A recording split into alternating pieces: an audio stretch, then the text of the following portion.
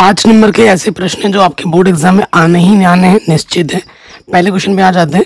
कह रहे ये जो रैखिक समीकरण युग्म है, ये वाला और ये वाला, आलेख खींचें और हल ज्ञात करें। मतलब ग्राफ के द्वारा इसका हल हमें ज्ञात करना है। अगर ग्राफ से हमें इसका हल ज्ञात करना है तो पहले हमें हर समीकरण को ढंग से लिखना होगा और फिर हर समीकरण से 2 बिंदु हमें निकाल। तो हमें दे रखा है, तो यहाँ लिखेंगे दिया है। दिया है क्या दे रखा है? x/2 प्लस y के बट्टे में 3 बराबर 3 है। ठीक है ना। ये पहला समीकरण दे रखा है, सही रूप में नहीं है, लॉस ऑफ ले लेंगे, सही रूप में लिखेंगे। 3 दूनी 6, 3 गुणा x, तो ये हो जाएगा 3x प्लस यहाँ पे हो जाएगा 2y। ठीक है, 3 इसके बट्टे में कुछ नहीं तो 1 हो गया। अब तिरछे गुणा करेंगे, किसी भी संख्या को 1 से गुणा करेंगे ना वही संख्या आ जाएगा। 3x प्लस 2y एक कम 3x प्लस 2y 6 3 18। ठीक है, तो ये हमारा सही रूप में हमको समीकरण मिल चुका है। ठीक, तो ये हमारा पहला समीकरण है। उसके बाद हमें दूसरा क्या दे रखा था? दूसरा हमें दे रखा था x के बट्टे में 4 माइनस सिर्फ y, और इधर दे रखा था माइनस के 2। ठीक है ना। तो मैं क्या करूँगा, इसके बट्टे में कुछ नहीं तो 1 ले लूँगा, लॉस ऑफ आ जाएगा। देखो 4 1 कम 4, इसकी गुणा इसके साथ x 1 कम x, और ये हो जाएगा माइनस के 4 गुणा y 4y माइनस का 2, इसके बट्टे में कुछ नहीं तो मैंने 1 ले लिया। तिरछे गुणा कर देना, किसी भी संख्या को 1 से गुणा करोगे ना वही आता है, x माइनस के 4y, और ये हो जाएगा 4 दूनी 8। तो ये हमें हमारा क्या मिल गया? दूसरा समीकरण मिल गया। अब हमें इन दोनों समीकरणों को क्या करना है? हल कर लेना है। हल करने के लिए हमें क्या करना है? बिंदु निकालने, ग्राफ खींचना है ना। तो यहाँ लिखेंगे समीकरण 1 से।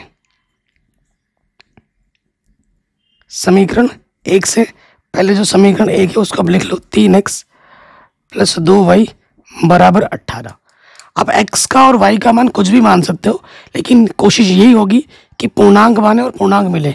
अगर पूर्णांक नहीं मानोगे तो सही उत्तर आपको ग्राफ पेपर में नहीं मिलेगा। ठीक है, तो मैं मान लेता हूँ, मैंने क्या माना कि x बराबर मैंने 0 मान लिया। x का मान मैंने क्या माना? 0 माना। यहाँ रखूंगा मैं, x का जगह 0 रख दिया। ठीक है, अब देखो यहाँ से क्या हो जाएगा? 3 गुणा 0 क्या होता है? 0।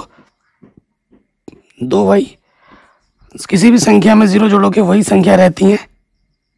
2 गुणे में इधर के क्या हो जाएगा? बट्टे में आ जाएगा, तो 2 9 18। तो y का मान मिल गया 9। y का मान क्या मिला? 9। अतः बिंदु क्या हो जाएगा? पहला वाला बिंदु, अतः बिंदु P। पहले x निर्देशांक आता है, 0 माना तो फिर y निर्देशांक आता है। अरे यार y लिख दिया, तो ये हो जाएगा 0,9। ठीक है, पहले x आता है फिर y आता है। x हमने 0 माना तो y हमारा 9 है। अब देखो, अब की बार मैं y को 0 मानता हूँ, माना y बराबर 0। आप x बराबर भी मान सकते हो, आपकी चॉइस है, कुछ भी मान सकते हो, कुछ भी, लेकिन ऐसा मान मानना, पूर्णांक मानना कि हल भी पूर्णांक ही मिले। अब मैं y की जगह पर 0 रखूँगा, 3x, तो y की जगह पर मैंने रख दिया 0, और इधर है 18, और 0 गुणा कुछ भी हो 0 होता है 18। तो ये 3x बराबर 18, 3 गुणे में इधर के बट्टे में आ जाएगा 3 6 18, x का मान आ गया 6। इसलिए जो बिंदु होगा Q बिंदु, पहले x आता है, x आपको 6 मिला, और y आपने क्या माना था? 0 माना था। ठीक है, कोई डाउट है बच्चों? बताइए, कोई दिक्कत नहीं होगी। तो पहले वाले समीकरण से आपको 2 अलग अलग बिंदु चाहिए थे, वो मिल गया। अब आ जाओ समीकरण नंबर 2 से। समीकरण 2 से क्या है? समीकरण 2 लिख लो, x माइनस का 4y माइनस के 8। ठीक है, तो मैं फिर से मानता हूँ, माना इस वाले समीकरण में माना, x बराबर मैंने 0 मान लिया। आप कहोगे सर इसमें भी तो माना था, तो इसमें मान सकता हूँ क्योंकि ये अलग समीकरण है। एक ही समीकरण में एक चीज़ दोबारा नहीं मान सकते। अब रखो x की जगह पर 0 रख दिया, 0 में से 4y घटाऊंगा, माइनस का 4y बचेगा। ठीक है, तो ये -4 गुणे में इधर के क्या हो जाएगा? बट्टे में, माइनस से माइनस कैंसिल, 4 दूनी 8, तो y का मान आ जाएगा 2। तो जो r बिंदु होगा, x आपने 0 माना, y आपको कितना मिला? 2 मिला। ठीक है, फिर आ जाइए, दोबारा मान लो, माना y बराबर 0 मान लेते हैं। यहाँ पर x y की जगह पे 0 रख दो, और इधर कितना है -8। ठीक है, तो क्या हो जाएगा, देखो 4 गुणा 0 0, 8। x में से 0 घटाओगे x, तो x का मान कितना आ गया, 8 आ गया। r जो एश बिंदु है, पहले x आता है, -8 मिला, और y अपने 0 माना था। तो हमें दोनों समीकरणों से दो अलग अलग बिंदु हमें मिल चुके हैं। ग्राफ बनाते हैं, इस तरीके से बनाना कि सारे मान आपको मिल जाएं। ठीक है, अब देखिए मैं बना रहा हूँ पेन से, लेकिन आपको बनाना है पेंसिल से। ठीक है, ये ध्यान रखना है। तो इधर x का मान क्या हो रहा है, पॉजिटिव में होता है, इधर x का मान नेगेटिव में होता है। ये सब दिखाना है आपको। नीचे y का मान नेगेटिव में होता है, ऊपर y का मान पॉजिटिव में होता है। यहाँ लिखोगे 1 2 3 4 5 6 7 8, -1 -2 -3 -4 -5 -6 -7 -8, ऊपर 1 2 3 4 5 6 7 8, नीचे आ जाएगा आपका यहाँ पर -1 -2 -3 -4। ठीक है ना, ये सब लिख के दिखाना पड़ेगा, नहीं तो नंबर नहीं मिलेंगे। ठीक है, प्रॉपर। फिर क्या है, पॉइंट्स में आ जाओ। पहला वाला पॉइंट क्या है, x पे 0 y पे 9 है, 8 है, यहाँ पर 9 है, तो आपको ये लाइन और खींचनी पड़ेगी ऊपर, सारे पॉइंट्स आने चाहिए ना। और यहाँ आप लिखोगे y पॉजिटिव। पहला पॉइंट क्या है, x पे 0 y पे 9 है, ये वाला पॉइंट है p पॉइंट हमने लिख दिया। उसके बाद अगला पॉइंट क्या है, अगला पॉइंट है 6,0। पॉइंट आपको अच्छे से दिखना चाहिए एग्जामिनर को। x में 6 जाना है पॉजिटिव, और y में जाना ही नहीं है। यह है दूसरा पॉइंट आपका q। अब हमें क्या करना है, इन दोनों बिंदुओं को मिलाते हुए रेखा खींचनी है। इस बिंदु को और इस बिंदु को खींच दो, रेखा खींचा हमने। और ये जो समीकरण है उसका नाम भी लिख दो। समीकरण का नाम क्या था, 3x + 2y = 18। ठीक है जी, ये हमने खींच के दिखा दिया। अब आ जाओ दूसरे वाले पे। दूसरा वाला क्या है हमारे पास, दूसरा वाला है x पे 0 y पे 2, x पे 0 y पे 2। पहला बिंदु हमें मिला है r, ये।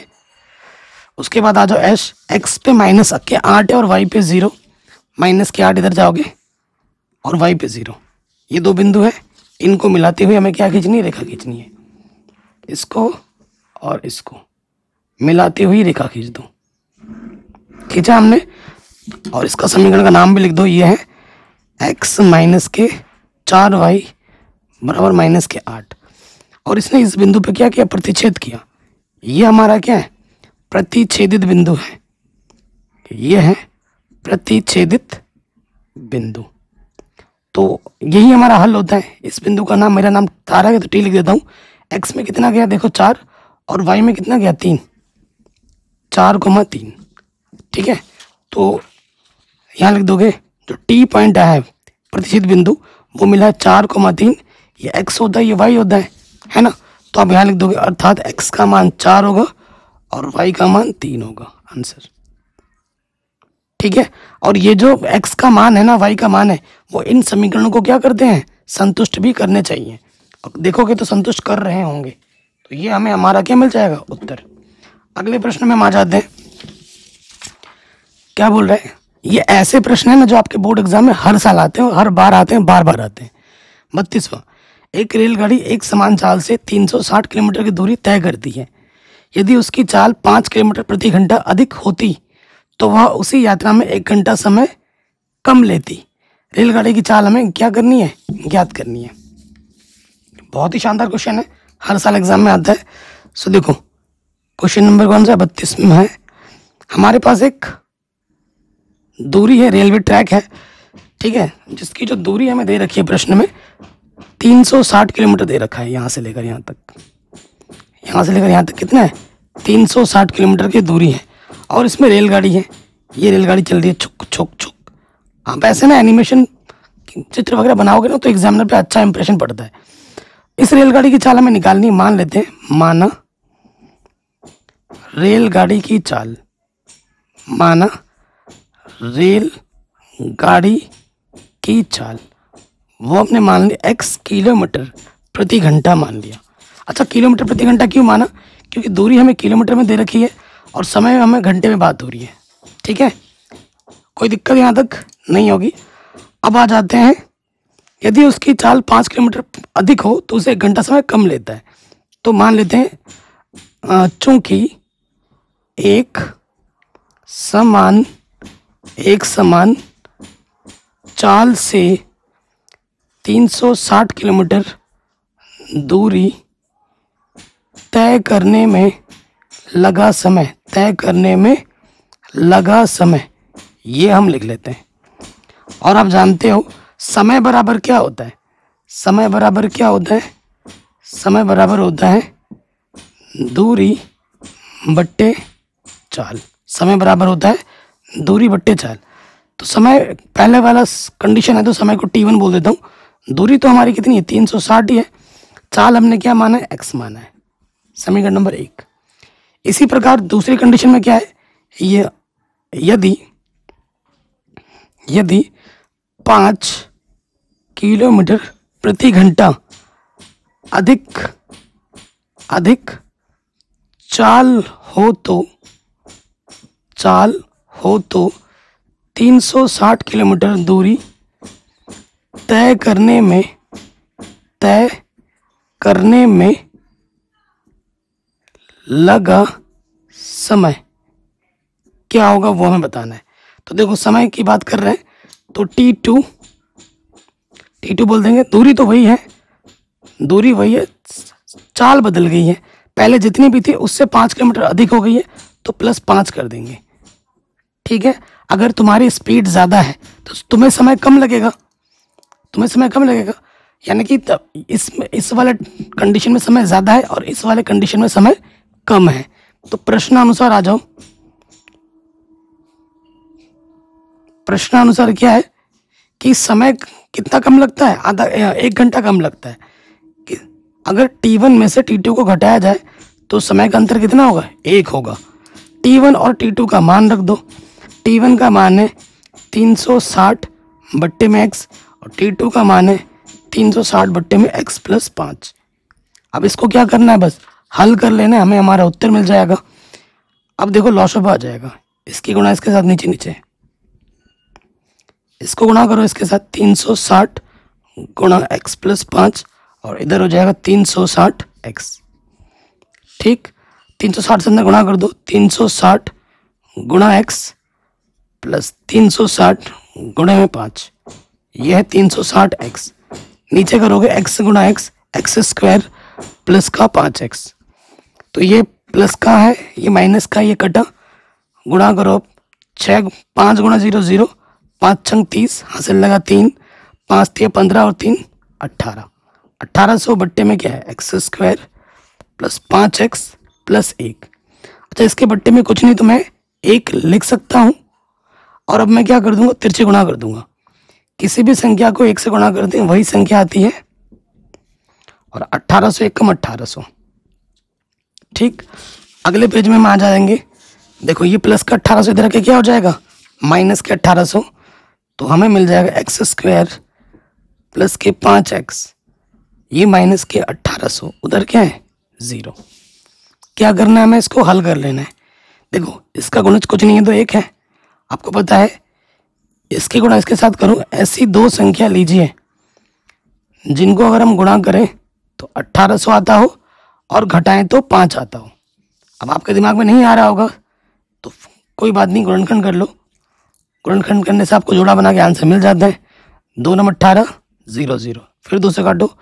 2 चौको 8, 2 पंजे 10 0, फिर 2 से काटेंगे। 2 दूनी 4, 2 दूनी 4, 1 बचा 2 पंजे 10। ठीक है, सही किया ना हमने यहाँ पर। फिर 5 से कटेगा, 5 चौको 20 एंड 5 चौको 20, 5 बचे 25। फिर आ जाएंगे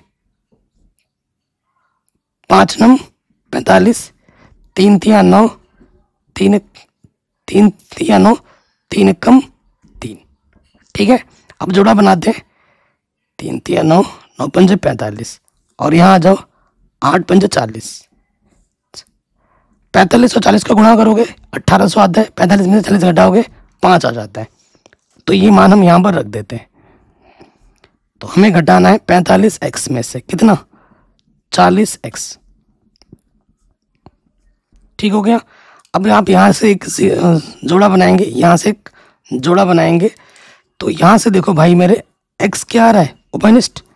एक्स स्क्वायर से एक x बाहर आ गया, एक x बचेगा, प्लस है तो लगा दिया, x बाहर आ गया, यहाँ से 45 बचा।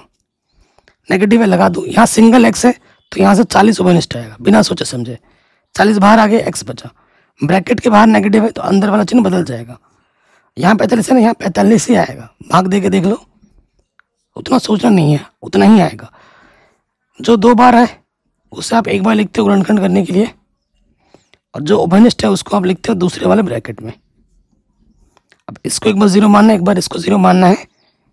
यदि x प्लस 45 बराबर 0 तो क्या होगा, प्लस का 45 इधर आके हो जाएगा माइनस का 45, जो कि है अमान्य।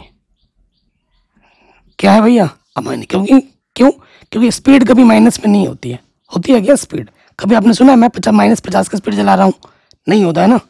फिर आ जाओगे दूसरे कंडीशन में, यदि x माइनस के 40 बराबर 0 तो माइनस के 40 इधर के क्या हो जाएगा, प्लस का 40। तो ये हमें हमारा उत्तर मिल जाएगा। तो लास्ट में लिख देंगे अतः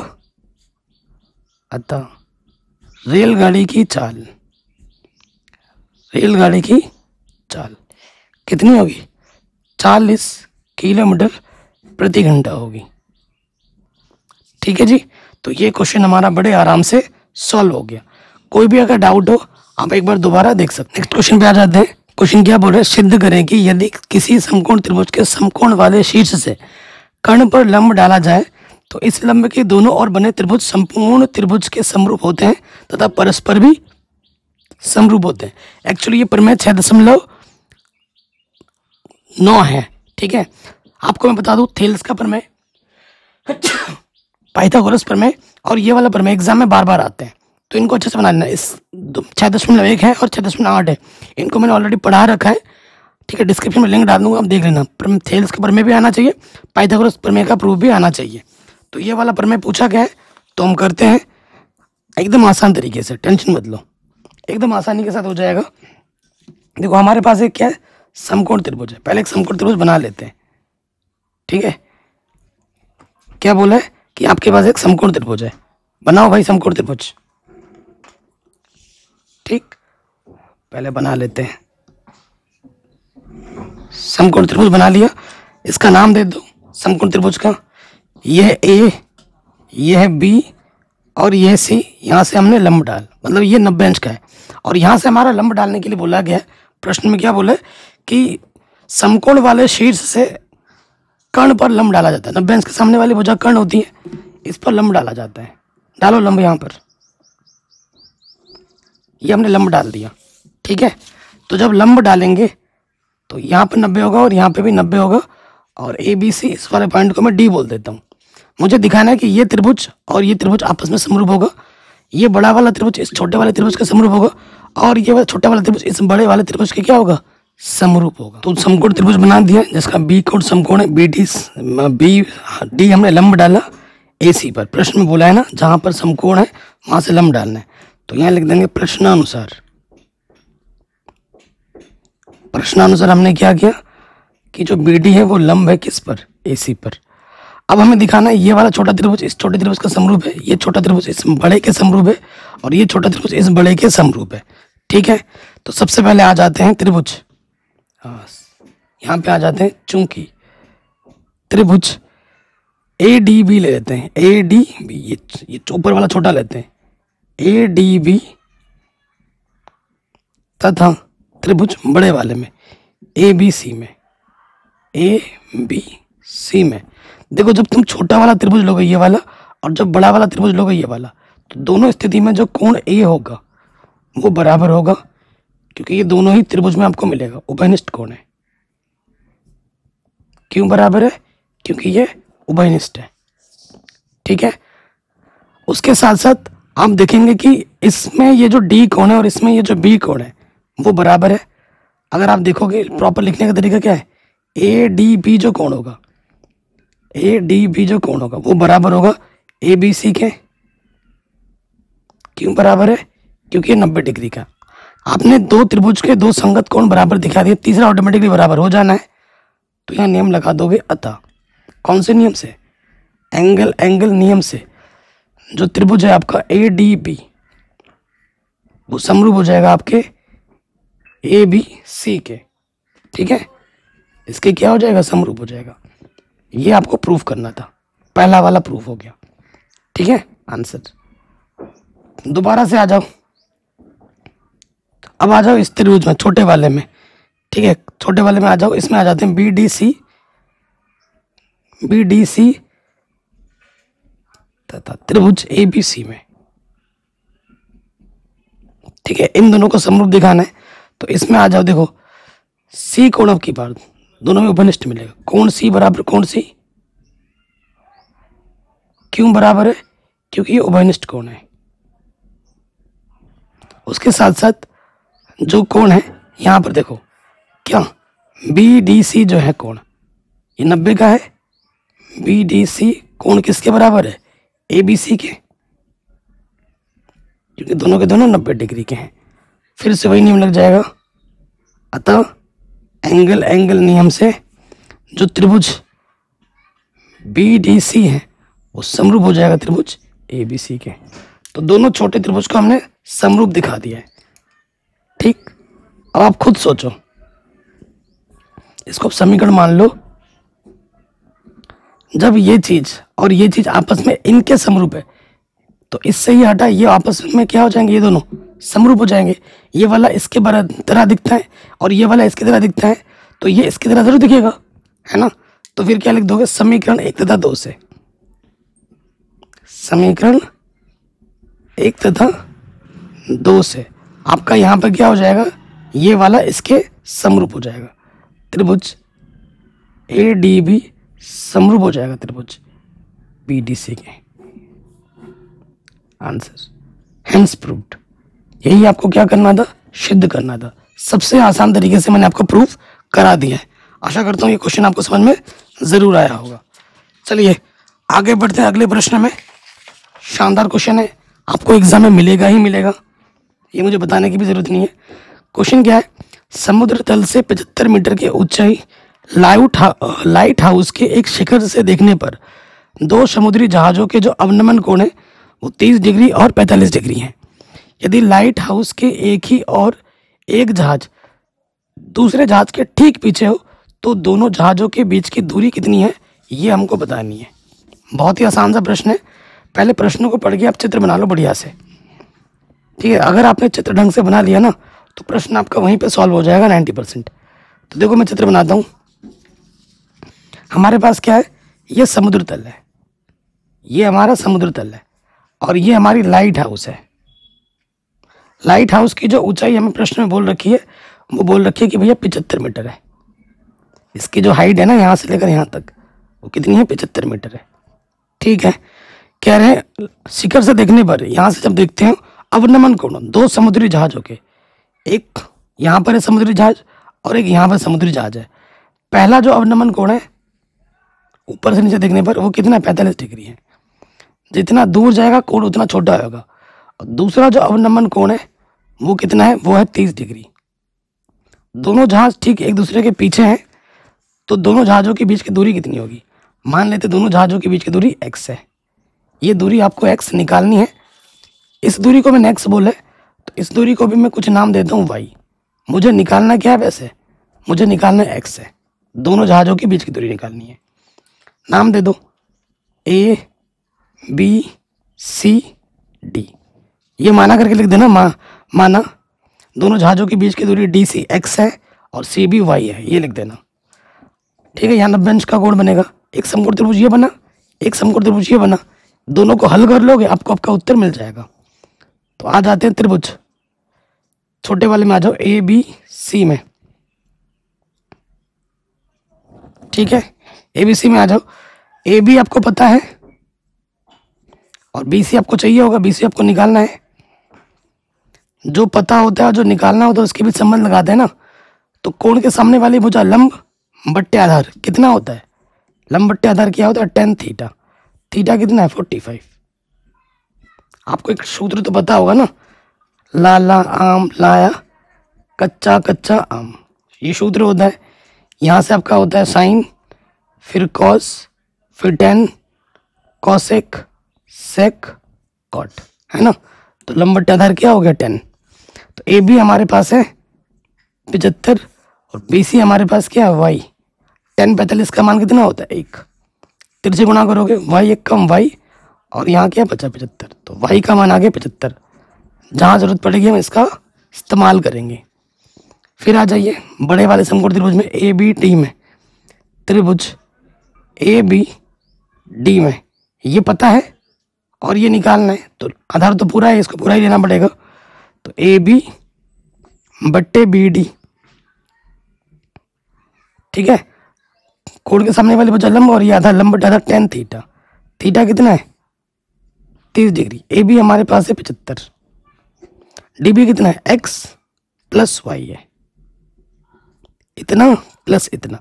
10 30 का मान कितना होता है 1/√3, तिरछे गुणा करेंगे x प्लस वाई एक कम x प्लस वाई, और ये हो जाएगा 75/√3।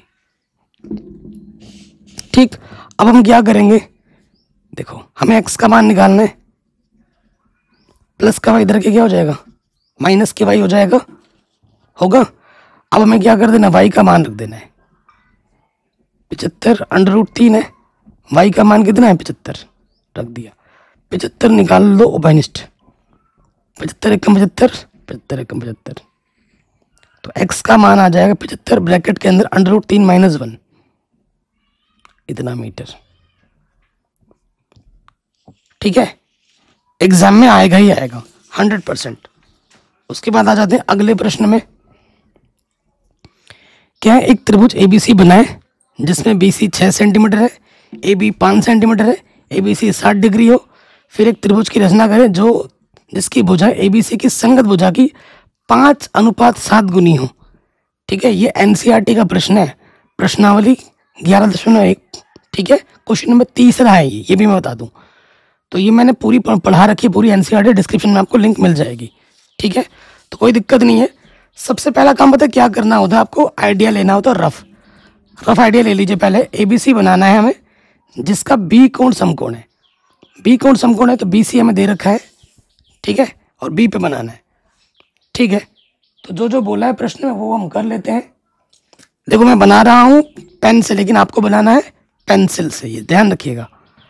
तो सबसे पहले आ जाएंगे हम यहाँ पर, हम ले लेते हैं बी सी, हम ले लेते हैं बी सी, 0 से लेंगे, कितना है बी सी 6 सेंटीमीटर यहाँ तक,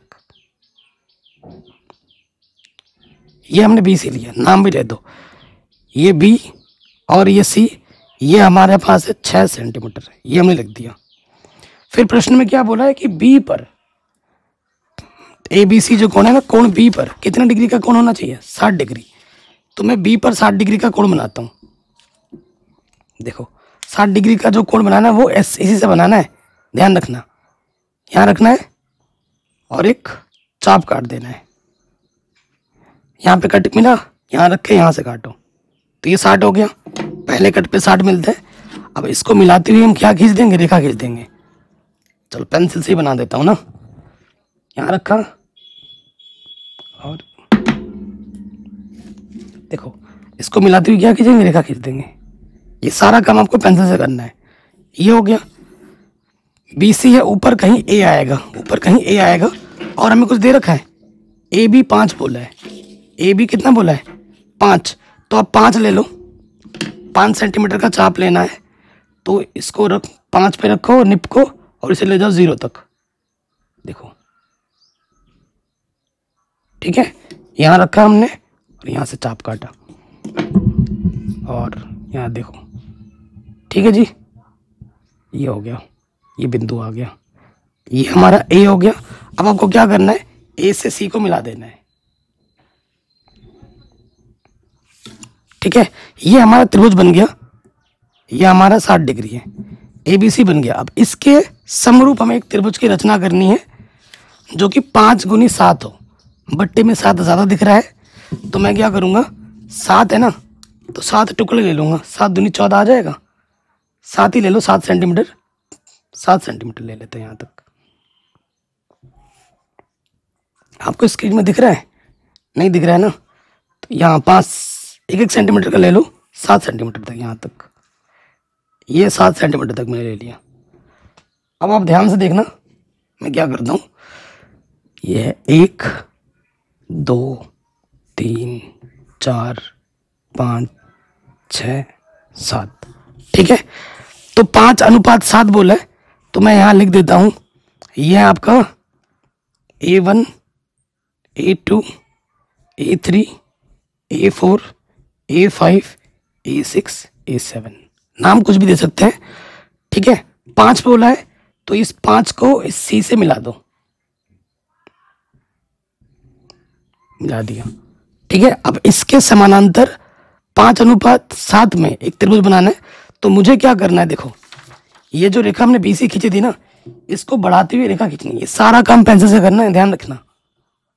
इसको इसके आगे बढ़ाती हुई रेखा खींच दो आगे तक, जहाँ जरूरत पड़ेगी हम देख लेंगे। खींच दिया हमने। अब 7 पे चाहिए तो हमें क्या करना है, एक आर्क लेना है। देखो एक चीज अंदर की बात बता रहा हूँ, ये जो चीज है ना, ये वाला, ये ऊपर नीचे नहीं होना चाहिए, एकदम प्लेन होना चाहिए ऐसा, तभी आपका आंसर प्रॉपर आएगा। यहाँ से रख के देखना है नीचे, फिर इसको टाइट कर लो। अब देखो मैं क्या कर रहा हूँ, यहाँ रख रहा हूँ, यहाँ से मैं एक चाप खींच रहा हूँ, यहाँ से मैंने ये चाप खींचा, वही सेम चाप आपको यहाँ पे भी खींचना है, खींचा। अब आपको क्या करना है, ये जो चाप आपने पहला काटा था, इनके बीच की दूरी लेनी है।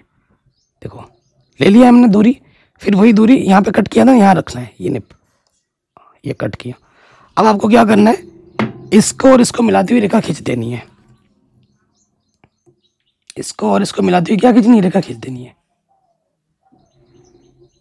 जब आप रेखा खींचोगे तो ये अगर आपका सही है गलत है कैसे पता लगेगा, ये रेखा इसके बिल्कुल क्या होनी चाहिए, समानांतर होनी चाहिए, समांतर दिखेगी।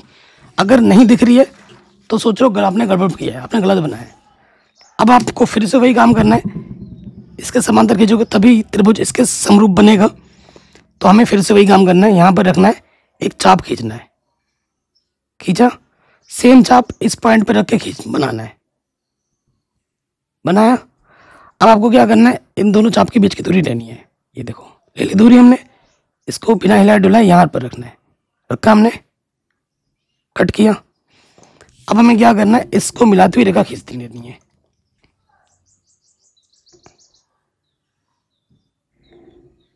ठीक है। ABC था, इस वाले पॉइंट को C' बोल दो, इस वाले पॉइंट को A' बोल दो। तो अर्थात जो त्रिभुज ABC है वो समरूप बना है त्रिभुज A' त्रिभुज A'(B)C' के, A'(B)C' के, और ये 5:7 में है और ये 7:7 में बन गया त्रिभुज। अब प्रश्न बोलेगा कि रचना लिखो, तो रचना भी लिख देनी, जो जो काम आपने किया है ना वो आपको लिख देना स्टेप बाय स्टेप में, ठीक है। इस प्रश्न में बोला नहीं है वैसे कि रचना लिखो, बट आप लिख देना, क्या पता इसके नंबर काट दे। रचना में क्या लिखोगे, जो जो किया है आपने, पहले त्रिभुज ABC की रचना की, ठीक है, फिर B से न्यून कोण बनाते हुए रेखा खींचनी है नीचे, उसको 7 हिस्सों में तोड़ा, A5 को C से मिलाया, ठीक है, BC के समांतर A7 C' खींचा, फिर C' के समांतर CA के समांतर C' मिलाया, तो त्रिभुज बन गई 5:7 में। जो जो काम आपने किया है ना वो स्टेप में लिख देना, वही रचना हो जाती है, ठीक है। तो ये प्रश्न भी बन गया, और ऐसा क्वेश्चन, यही इस टाइप का क्वेश्चन हर साल आपके एग्जाम में आता ही आता है, हर बार आता है। तो ये क्वेश्चन भी हमारा बड़े आराम से सॉल्व हो गया। अब हम आते हैं अगले प्रश्न में, कह रहे निम्नांकित आंकड़ों का माध्यिका ज्ञात करें। ये जो आंकड़े हमें दे रखे हैं ना, इसकी हमें क्या निकालनी, माध्यिका। माध्यिका को माध्यक भी कहते हैं, ये आपको अच्छे से पता होगा, है ना, माध्यक भी कहते हैं। तो मैं क्या करता हूँ, यहाँ पर वर्ग अंतराल बना लेता हूँ, ये वर्ग अंतराल, फिर आपका आता है बारंबारता, और फिर आपको चाहिए होता है संचयी बारंबारता, ठीक। तो यहाँ मैं लिख लूंगा क्या, वर्ग अंतराल, यहाँ पर बारंबारता और यहाँ पर संचयी बारंबारता, ठीक है। प्रश्न में जो दे रखा है वो लिखते हैं, वर्ग अंतराल हमें दे रखा है 0 से 10, 10 पे खत्म होगा, 10 से शुरू होना चाहिए बिल्कुल। फिर दे रखा है 10 से 20, फिर दे रखा है 20 से 30, 30 से 40, 40 से 50, 50 से 60, 60 से 70 और 70 से 80। कुछ ज़्यादा लंबा खींच दिया हमने नीचे, है ना। चलो कोई नहीं, फिर यहाँ लिख देंगे हम कुल या टोटल। एफ हमें क्या दे रखा है, एफ दे रखा है प्रश्न में 25, 40, 60, 75, 95, 125, 190, 240। ये चीज हमको प्रश्न में दी गई है, ठीक है। अब आपको क्या करना है, संचयी बारंबारता निकालनी है ना। देखो संचयी बारंबारता निकालने से पहले आप इनको जोड़ लो, इसको क्या कर लो, जोड़ लो, नहीं तो दिक्कत हो जाएगी। देखो जोड़ना कैसे है, इकाई का वाला जोड़ो, 5, 10, 15, 20, 20 का 0 हासिल लगा 2, हासिल लगा 2, ठीक है। अब यहाँ आ जाओ, 2 और 4 6, 6 6 12, 12 और 7 19, 19 में 9 जोड़ोगे तो कितना हो जाएगा, 28, 28 में 2 जोड़ोगे तो 30, 30 और 9 कितना हो जाएगा, 39, 39 में क्या जोड़ दोगे, 39 में 2 जोड़ दोगे आप 4, तो कितना हो जाएगा 43, और ये 2 था 45 हो जाएगा, हासिल लग जाएगा 4। अब यहाँ देखो 2, 3, 4 और ये 4, 4 और 4 कितना होता है 8, 850 है। अब यहाँ पे आ जाओ, सी एफ में कैसे निकालते हैं, पहला वाला वैसे का वैसा 25, 25 में 40 जोड़ोगे कितना हो जाएगा 65, 65 में जोड़ोगे आप 60 तो ये हो जाएगा 125, ठीक है। 125 में आप जोड़ दोगे 75 तो ये हो जाएगा 200, फिर 200 में 90 जोड़ेंगे तो ये हो जाएगा 295, ठीक है। 295 में आपको जोड़ना है 125 तो ये हो जाएगा 420, कितना हो जाएगा 420, 420 में आपको जोड़ना है 190 तो ये हो जाएगा 610, और 610 में 2 जोड़ देना 240। कुछ गड़बड़ किया है क्या हमने, 634, सॉरी 610 आया ना, 610 में जब हम जोड़ देंगे 240 तो 850 आ जाएगा, सही है। देखो यहाँ पे जो है ना, यहाँ पे भी वही आना चाहिए, अगर आ रहा है तो आपने सही किया है, और अगर नहीं आ रहा है तो आपने गड़बड़ कर दी है, सीधी बात है, ठीक। तो अब हमें क्या करना होता है, n/2 देखना होता है। ये सारा रफ में नहीं करना, फिगर में ये सारा काम करना है। n क्या है, ये n हो, f के कुल योगफल को हम n कहते हैं, ये है 850, 2 से भाग दोगे, 2 चुक्को 8, 2 दूनी 4, 1 बचा 2 पंजे 10, 425, ठीक है। यही है ना 425, 425 से जस्ट ज्यादा यहाँ दिख रहा है आपको, यहाँ दिख रहा है आपको, इसी सीध में आगे बढ़ना है तो ये हमें मिल जाएगा माध्यक वर्ग। इसलिए जो हमारा माध्यक वर्ग होगा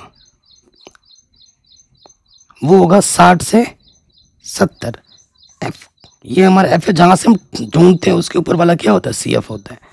कितने कितने का अंतर है, एच 60 70, 10 का अंतर है। एल कितना है, माध्यक वर्ग की निम्न सीमा 60 है। अब आ जाओ किसमें, माध्यक में, माध्यक निकालना है। माध्यक या माध्यिका एक ही बात होती है, एल प्लस n/2 माइनस का सी एफ गुणा एच बट्टे में एफ, ये सूत्र होता है कि नहीं। तो एल कितना है हमारे पास, एल हमारे पास है 60, n/2 क्या है 425, सी एफ कितना है 420, एच कितना है 10, एफ कितना है 190, 0 से 0 कटा 60, और यहाँ से बचेगा सिर्फ 5/19, ठीक है। 5 को आपको भाग देना है 19 से, ठीक है।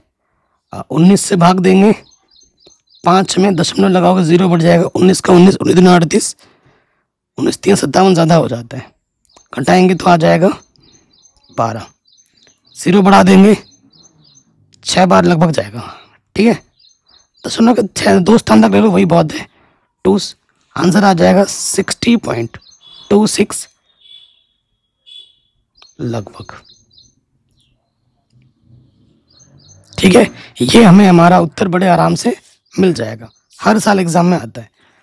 आगे बढ़ते हैं अगले प्रश्न में। कह रहे हैं सिद्ध करें कि ये जो चीज़ है वो इसके बराबर होगी। ये भी एनसीईआरटी का प्रश्न है और पूरी एनसीईआरटी मैंने पढ़ाई रखी है।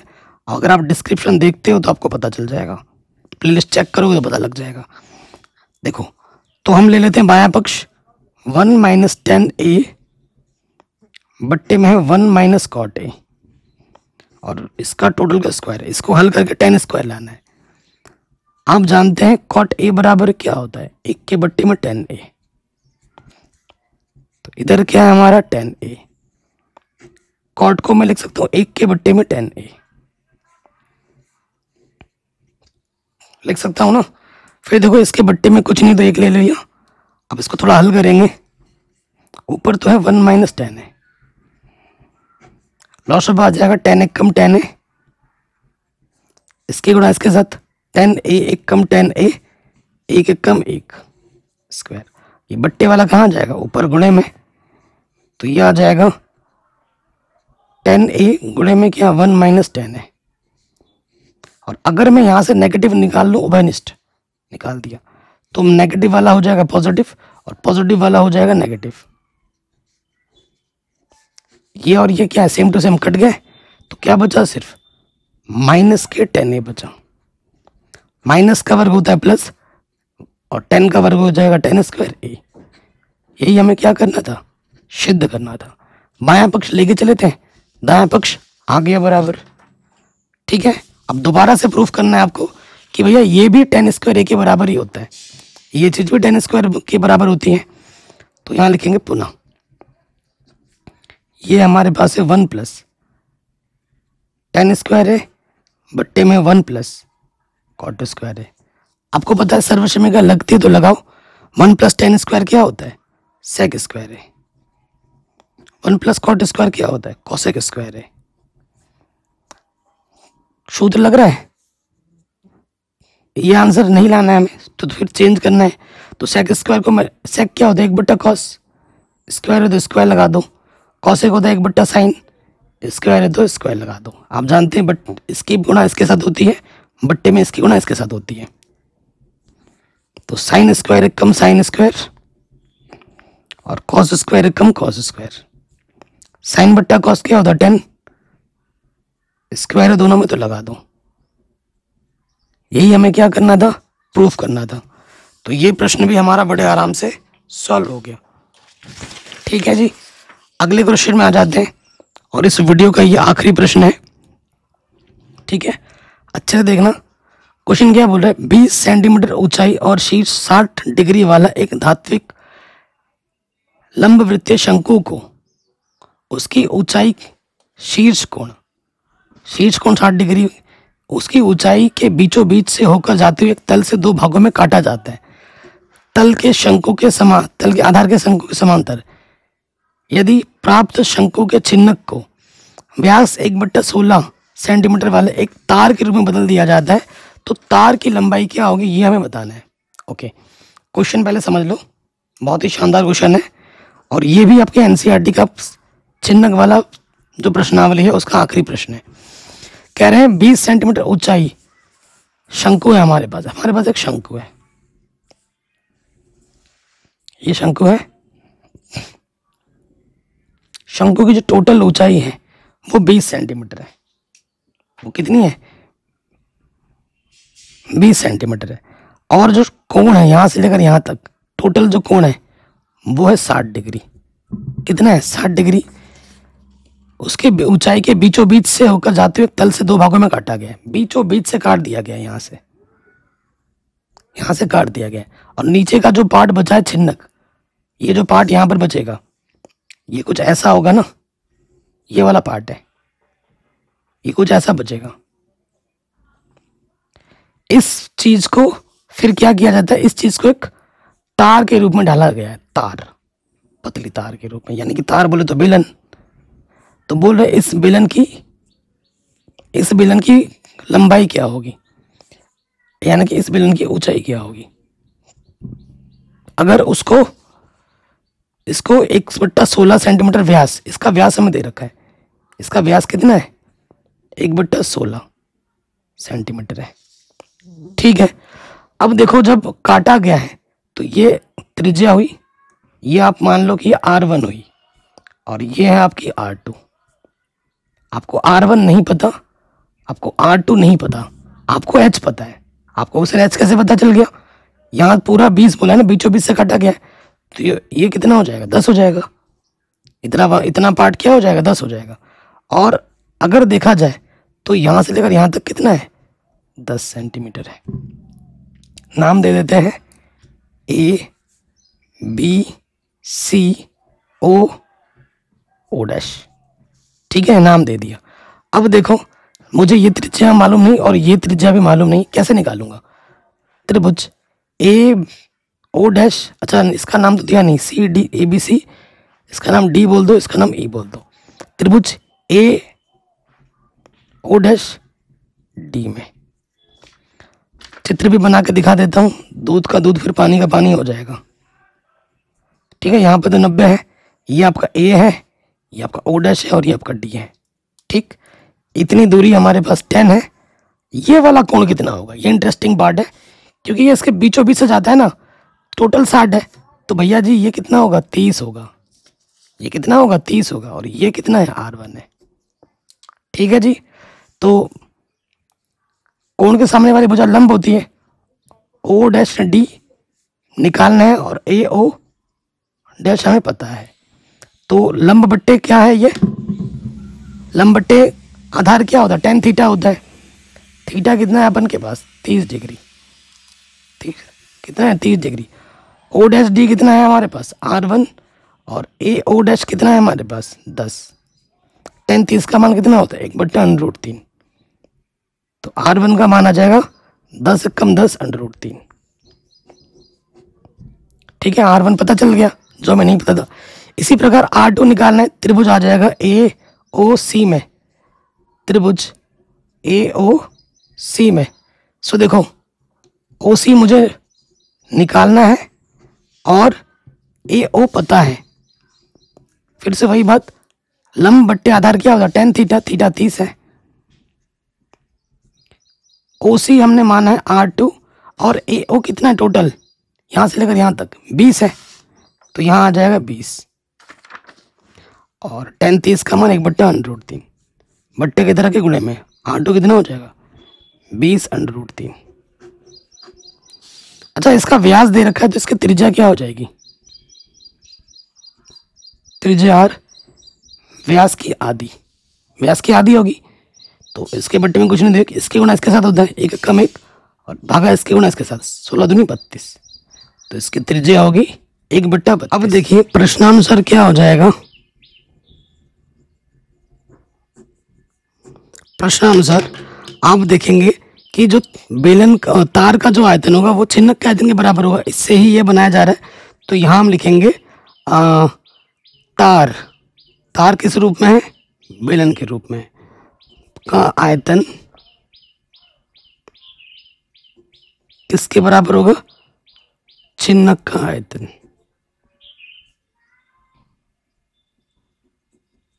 ठीक है, ये मान रखो तार के जो आयतन का सूत्र होता है यानी कि बेलन, वो होता है पाई R² H। H आपको निकालना हो, छिन्नक का सूत्र क्या होता है 1/3 पाई H, R1² R2² R1 R2, ये सूत्र होता है। ठीक है, तो देखो इधर पाई है इधर पाई है कटा। R हमारे पास क्या है, R हमारे पास था 1/32, 1/32 स्क्वायर है तो 2 बार गुणे में आ जाएगा 1/32 गुणा 1/32। H हमें निकालना है। ओके, इधर इस H को कुछ, क्योंकि ये H और ये H का सिंबल सेम हो जा रहा है ना, इसको हम कैपिटल H से दिखा देते हैं, नहीं तो गड़बड़ हो जाएगा। कैपिटल H से दिखाओ। तो H हमें दे रखा है 10, इधर बट्टे में कितना है 3, R1 है हमारे पास, R1 कितना था 10/√3 था स्क्वायर, R2 कितना था 20/√3 स्क्वायर था, R1 R2 10/√3 गुणे में 20/√3। यही है। अब गुणा कर देंगे h, तो ये 32 गुणा 32, ठीक है। 32 गुणा 32 करोगे तो कितना हो जाएगा, गुणा करते 32 गुणा 32, ये आपका होता है 1024, ठीक। और इधर है 10/3, 10 का वर्ग करोगे तो आ जाएगा 100, √3 का वर्ग करेंगे √ हट जाता है 3, 220 का वर्ग 400 और √3 का वर्ग 3, 10 दूनी 20, पीछे से 0, 200/3, ठीक। तो अब आप देखो इसके बट्टे में समान है, जब नीचे समान होता है तो लॉस वही आ जाता है और फिर ऊपर ऊपर वैसे का वैसे जुड़ जाता है, 200 400 और ये हो जाएगा 700, ठीक है।